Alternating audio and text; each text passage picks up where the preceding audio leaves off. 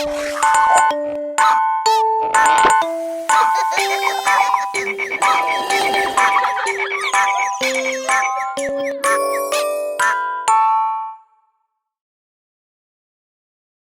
everyone, welcome to Artventure. My name's Kirsty. This artwork I'm going to do is a bird artwork. So I'm going to do one bird sitting on a branch and the other bird flying through the sky. So the first thing we do is our border. Okay, so I'm going to do two birds. One's down in the bottom corner and one's further up here. So with the bird in the corner down here, what I'm going to do is I'm going to do a little hill first, and that's going to be the top of my bird's head. On one side, I'm going to give him a little beak, which is just a sideways triangle with a little line through it. I'll give my bird a little eye over here. Okay, now on this side, which is the opposite side to the beak, it's going to come down and up like a letter U.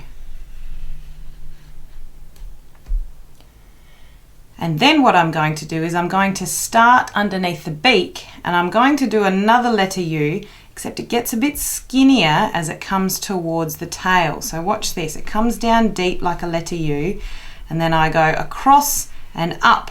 And see how it's skinnier over here? That's because the bird's tail gets thinner. I'll add a wing in here, which is just like a sort of like a sideways crooked letter V, really. And then two little legs with little claw toes there. And now I'll add a branch underneath that he's standing on, with maybe a couple of twigs at the end here with some leaves.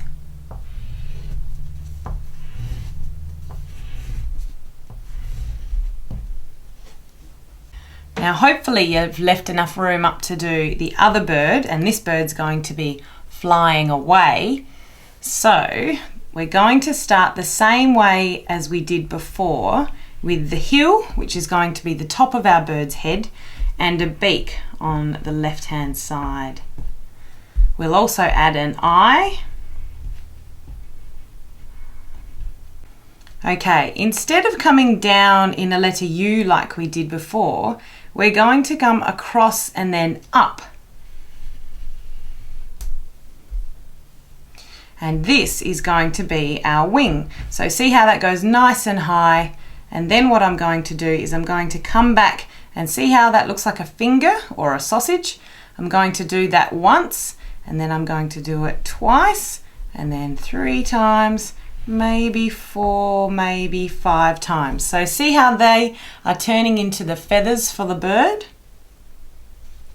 And then I'm going to bring that back towards the back of his neck here, but not touching it all the way. Now, starting here at the back of his neck, I'm going to do a curved line, which is about the same height as his other wing. And then again, I'm going to do these sort of finger-like shapes, which are actually going to turn into his wing. And that goes down to the bottom there. From this wing here, I'm just going to draw a line out. And then from here, the bottom of his beak here, I'm going to do a big dip, which comes up and almost joins to that shape that we did before. Now there's one thing he's missing, which is his tail.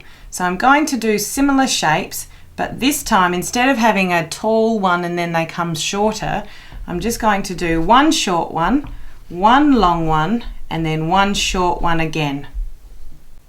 Now because my bird is flying away, he doesn't need to have little feet here, because birds tuck their feet up into their body when they're flying. They only come down when they're about to land, but this one's just taking off. Now I'm going to use my white, and I'm going to add some swirls to represent the wind in the background. Now of course you can't see my swirls now because I'm drawing white on white, so white crayon on white paper, But when I come to paint, you'll be able to see them because my coloured paint is a different colour.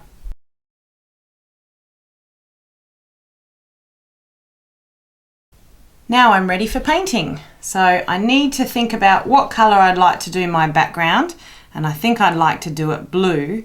So I need to not use blue for my birds because otherwise they won't have a very strong contrast. They might even be a bit camouflaged. Here comes my white crayon that I drew before that represents the wind.